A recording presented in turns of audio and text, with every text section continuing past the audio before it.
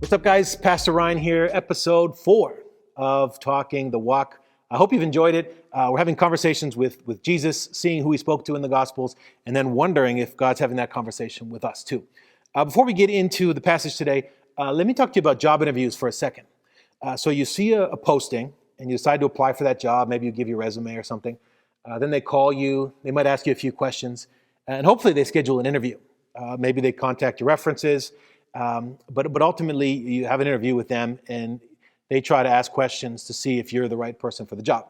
And in a way, you're trying to present yourself in a certain way so that you get hired.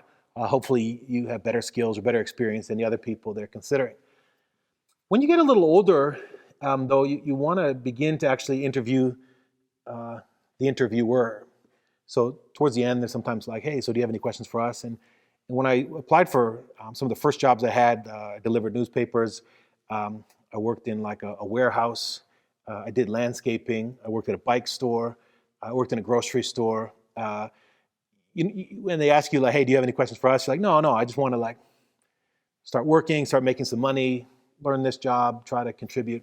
But when you get older, you start figuring out like, is this the right boss for me? Is this the right company? Is this the right program? Are these the right people I want to work with? And you start to ask questions going in the other direction. I think our culture is kind of at this place with spiritual questions and wondering about God, that, we have these questions for God. Why hasn't he done this? Or why is the world like, this or that?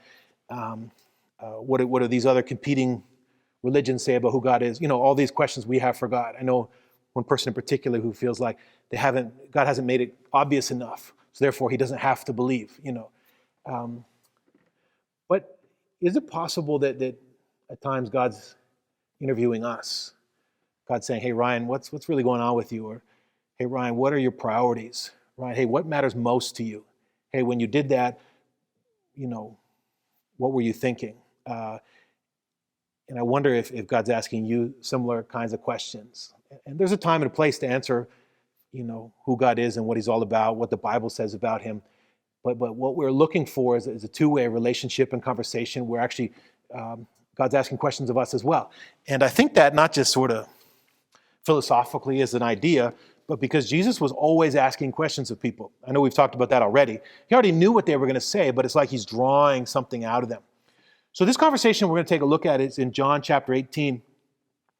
And this isn't with a disciple or somebody who chooses to follow Jesus. This is with somebody who rejects Jesus, but kind of does so in a kind of semi-political, kind of cowardly way. That person is Pontius Pilate, and I want to read to you the conversation he has with Jesus. A couple things to keep in mind.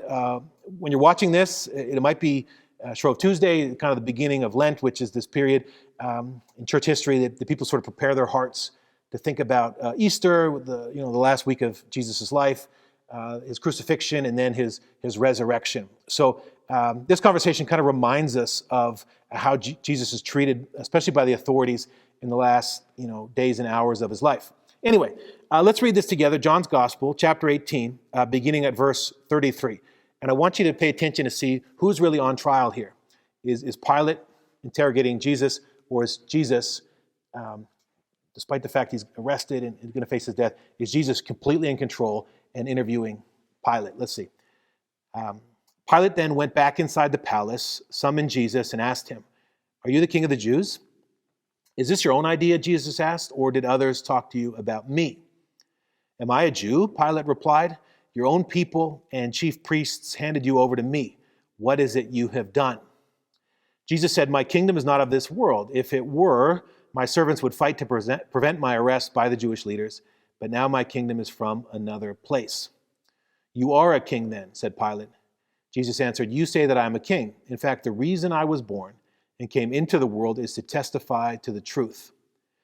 Everyone on the side of truth listens to me." And you figure out right away that Pilate isn't on the side of truth because he's not listening to Jesus, but just asks sort of rhetorically, "What is truth?" With this, he went out again to the Jews gathered there and said, "I find no basis for a charge against Jesus." And you think then he's just going to let him go. He's innocent. There's no reason to hold him. There's no meaningful charges or evidence. But that's not exactly how this plays out. So we see in verse 39, it's your custom for me to release to you one prisoner at the time of the Passover. "Do you want me to release the king of the Jews?" They shouted back, "No, not him. Give us Barabbas." And now Barabbas had taken part in an uprising. Obviously, the case against Barabbas was strong, but it's not just Pilate who's rejected truth, but these leaders as well. A few different things I want to ask you. A few different things that I think are illustrated here. One is on truth and understanding. Where do we get these ideas? Who gives it to us? And how do we know what we think is real and truthful actually corresponds with reality? You think about Pilate being in this place of influence and not really having any understanding about who Jesus is, and all kinds of other questions. Do you notice also how Pilate's motives are on display? He basically wants to appease the crowd and keep them happy. But he knows what the right thing to do is. And ultimately, he doesn't do that. His motives are exposed. He's mostly just in it for himself, maybe for his career, maybe for his reputation, but he's not in it to do the right thing. It's also a question of his priorities. What's first and foremost in his life. Now, these things all matter for us as well. What motivates us to make certain decisions? Is it truth? Is it understanding? Is it what God calls us to? Or is it our own ideas, our own motives, our own sense of desires and wants and temptation? Is that the thing that ultimately has influence over us?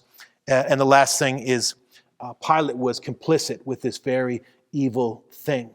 I don't know if I'm going to change the world. Probably not. I don't know if you'll change the world. Maybe in small ways. But another way to look at this is to refuse to participate in the things of death, to refuse to participate in evil, to refuse to participate in things that are false and don't honor God. I never want to be complicit in those things, even by my own silence. So as you think about this conversation Jesus had with Pilate, think to your fact that Jesus had nobody in his corner, no lawyers, no friends, nobody had his back, and he's still in complete control of this situation and almost using his own life to put a mirror on the heart of Pilate and to expose what he was lacking. So as you prepare your heart for Easter and you consider this talk, would you ask God to search your motives, your ideas of truth, your backbone, your sense of integrity, your character? Are you living for the right things? And I hope that'll be a meaningful conversation as you continue to follow Christ. That's it for this episode. Thanks for hanging out, and we'll see you next week. Bye.